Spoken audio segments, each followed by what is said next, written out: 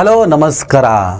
ಅದೆಷ್ಟೇ ಅಪಪ್ರಚಾರ ಮಾಡಿ, ಅದೆಷ್ಟೇ ನೋಟಿಸ್ಗಳನ್ನು ಕಳಿಸಿ, ಅದ್ಯಾವ ರೀತಿಯ ಬೆದರಿಕೆಗಳನ್ನಾದರೂ ಹಾಕಿ, ಒಂದಂತೂ ತೃಪ್ತಿ ಇದೆ. ಅದೆಷ್ಟೇ ಸಂಕಷ್ಟಗಳು ಎದುರಾದರೂ ಸೌಜನ್ಯ ಪರ, ಸೌಜನ್ಯಗಳಂಥ ಹೆಣ್ಣು ಮಕ್ಕಳ ಪರ ಧ್ವನಿ ಎತ್ತಿದ್ದೇವೆ.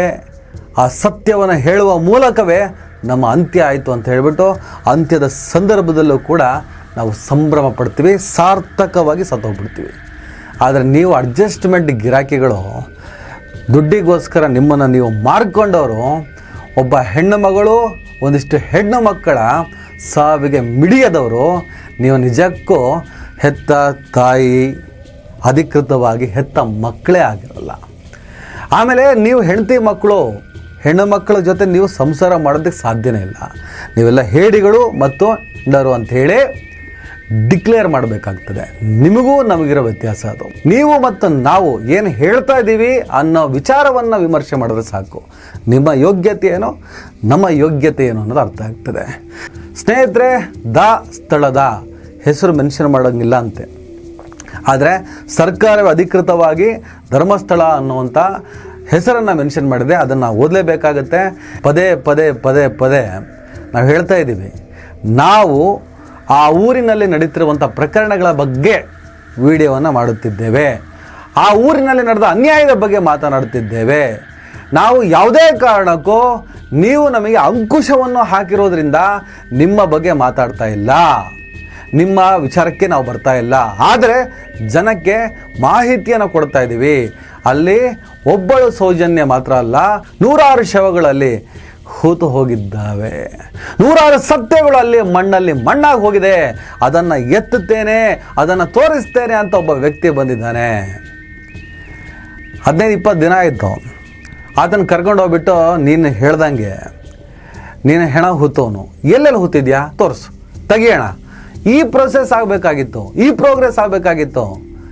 ಬದಲಿಗೆ ಇನ್ನೂ ಫಾರ್ಮಾಲಿಟೀಸ್ ಮಾತನಾಡ್ತಿದ್ದಂಥ ಪೊಲೀಸ್ ಇಲಾಖೆ ಆತನ ಬ್ರೈನ್ ಮ್ಯಾಪಿಂಗ್, ಆತನ ಮೇಲೆ ಮಂಪರು ಪರೀಕ್ಷೆ ಮಾಡ್ತೀವಿ ಅಂತ ಸ್ಟೇಟ್ಮೆಂಟ್ನ ಕೊಡೋಕೆ ಹೋಯಿತು. ಅದೆಲ್ಲ ಆಮೇಲೆ ಮಾಡಿ ಸರ್. ಮೊದಲು ಅವನು ಏನೋ ಹೇಳ್ತಿದ್ದಾನಲ್ಲ, ಅಲ್ಲೆಲ್ಲ ಹೆಣಗಳು ಹೂತಿದ್ದೀನಿ ಅಂತ, ಫಸ್ಟ್ ಅದು ತೆಗೀರಿ. ತೆಗೆದಾದ್ಮೇಲೆ ಅವನು ಮಂಪರು ಪರೀಕ್ಷೆ ಮಾಡಿ, ಅದಕ್ಕೆ ಅವನೇ ಒಪ್ಕೊಂಡಿದ್ದಾನೆ. ಇದರಲ್ಲಿ ಏನು ಕಥೆಗಳಿಲ್ಲ, ಯಾವ ಕಥೆಗಳು ಇಲ್ಲ. ಆದರೆ ಕಥೆಗಳನ್ನು ನೀವು ಸೃಷ್ಟಿ ಮಾಡ್ತಾ ಇದ್ದೀರಿ.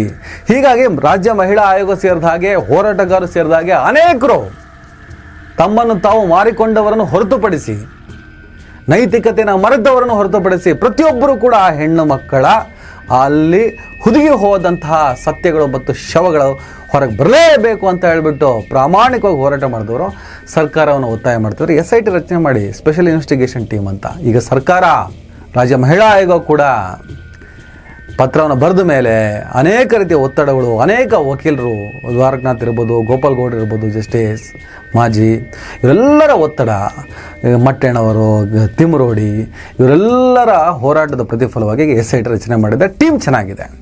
IPS ಪ್ರಣಬ್ ಮೊಹಾಂತಿ, ಪೊಲೀಸ್ ಮಹಾನಿರ್ದೇಶಕರು, ಇವರು ಆಂತರಿಕ ಭದ್ರತಾ ವಿಭಾಗದಲ್ಲಿದ್ದಾರೆ.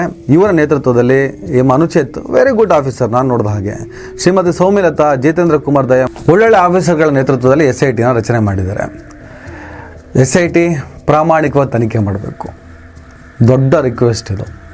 ಯಾವುದೇ ರೀತಿಯ ಒತ್ತಡಕ್ಕೂ ಇಲ್ಲಿವರೆಗೂ ನನ್ನ ಮಗಳು ಕಾಣೆ ಆಗಿದ್ದಾಳೆ ಅಂತ ಹೇಳ್ಬಿಟ್ಟು ಹೆತ್ತ ತಾಯಿ ದೂರು ಕೊಡೋಕ್ಕೆ ಹೋದಾಗ ಆವತ್ತಿನ ಬೆಳ್ತಂಗಡಿ ಪೊಲೀಸರು ಆ ದೂರು ತೆಗೆದುಕೊಳ್ಳಲು ನಿರಾಕರಿಸಿ ಆಕೆಯನ್ನೇ ಬೈದು ಕಳಿಸಿದಂತಹ ಪ್ರಕ್ರಿಯೆ ಮತ್ತಾಗದಂತೆ ನಾವು ಸಾಯಬೇಕಾದ್ರೆ, ನಿಮ್ಗೆ ಆರಂಭದಲ್ಲೇ ಹೇಳಿದೆ, ಒಂದು ಸಾರ್ಥಕವಾಗಿ ಸಾಯಬೇಕು. ಇರೋಷ್ಟು ದಿನ ಒಳ್ಳೆ ಕೆಲಸ ಮಾಡಿ ನಾನು ಸತ್ತೋದೆ ಅಂತ ಒಂದು ಸಾರ್ಥಕತೆ ಇರಬೇಕು. 4 ಜನ ಮಾತಾಡಬೇಕು. ಆ ದೃಷ್ಟಿಕೋನದಿಂದ ತನಿಖೆ ಮಾಡಿ. ಯಾರು ಏನು ಪುಡಂಗಗಳಲ್ಲ, ಇಲ್ಲಿ ಯಾರೇನು ಮೇಲಿಂದ ಇಳ್ಕೊ ಬಂದವರಲ್ಲ, ಇಲ್ಲೇ ಹುಟ್ಟಿದವರು, ಇಲ್ಲೇ ಸಾಯೋರು. ಯಾವ ಪ್ರಭಾವ, ಯಾವ ಹಣ, ಯಾವುದಕ್ಕೂ ಮರಳಾಗಬೇಡಿ, ತಲೆಗೆ ಬಾಗಬೇಡಿ. ತನಿಖೆ ಆಗಲಿ. ಇವರು ಮಾಡ್ತಿರೋ ಆರೋಪ ಸುಳ್ಳ, ಅದು ಕೂಡ ಬಹಿರಂಗ ಆಗಲಿ. ಆದರೆ ಪ್ರಾಮಾಣಿಕ ತನಿಖೆ ಆಗಲಿ. ನಿಜಕ್ಕೂ ಅಲ್ಲಿ ಸತ್ಯಗಳು ಮತ್ತು ಶವಗಳು ಹುದುಗಿ ಹೋಗಿದ್ರೆ ಅವೆಲ್ಲ ಹೊರಗೆ ಬರಲಿ.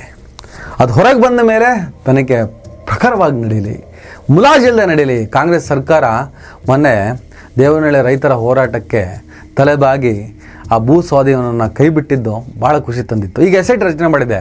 Good moving Congress. ಇತ್ತೀಚೆಗೆ ಕಾಂಗ್ರೆಸ್ ಸರ್ಕಾರದ ಬಗ್ಗೆ ನನಗೆ ಕೆಲವು ಆಕ್ಷೇಪಗಳಿದ್ವು.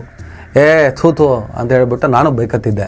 ಗುಡ್ ಮೂವಿಂಗ್, ಆದರೆ ಇದು ಒಳ್ಳೆಯ ರೀತಿಯಲ್ಲಿ ಇತ್ಯರ್ಥ ಆಗೋವರೆಗೂ ಕೂಡ ಕಾಂಪ್ರಮೈಸ್ ಆಗಬೇಡಿ ಅಂತ ಹೇಳ್ತಾ ಸೌಜನ್ಯ ಅಥವಾ ಸೌಜನ್ಯಳಂತ ಹೆಣ್ಣು ಮಕ್ಕಳ ಪ್ರಕರಣಕ್ಕೆ ನ್ಯಾಯ ಸಿಗಬಹುದು. ಯಾಕಂದರೆ ಈಗ ಎಸೆಟ್ ರಚನೆ ಆಗಿರೋದು ಧರ್ಮಸ್ಥಳದಲ್ಲಿ ಹುದುಗಿ ಹೋದ ಹೂತು ಹೋದ ಶವಗಳು ಮತ್ತು ಸತ್ಯಗಳ ವಿಚಾರದಲ್ಲಿ. ಅದರ ಸತ್ಯತೆ ಹೊರಗೆ ಬಂದರೆ ಸೌಜನ್ಯಳಿಗೂ ನ್ಯಾಯ ಸಿಗದಂಗೆ ಲೆಕ್ಕ. ಇದೇ ನಿರೀಕ್ಷೆ. ನಮಸ್ಕಾರ. ದಯವಿಟ್ಟು ಎಲ್ಲರೂ ಈ ಚಾನಲ್ನ ಸಬ್ಸ್ಕ್ರೈಬ್ ಮಾಡಿ. ನಿಮ್ಗೆ ಇಷ್ಟ ಆದರೆ ಈ ಚಾನಲ್ಗೆ ಜಾಯ್ನ್ ಆಗಿ. ಈ ವಿಡಿಯೋ ಇಷ್ಟ ಆದರೆ ದಯವಿಟ್ಟು ಎಲ್ಲರೂ ಶೇರ್ ಮಾಡಿ. ಸ್ವತಂತ್ರ ಪತ್ರಿಕೋದ್ಯಮವನ್ನು ಬೆಂಬಲಿಸಿ. ನನ್ನ ಯುಕ್ತಿಗೆ ನಿಮ್ಮ ಶಕ್ತಿಯೇ ಶ್ರೀರಕ್ಷೆ.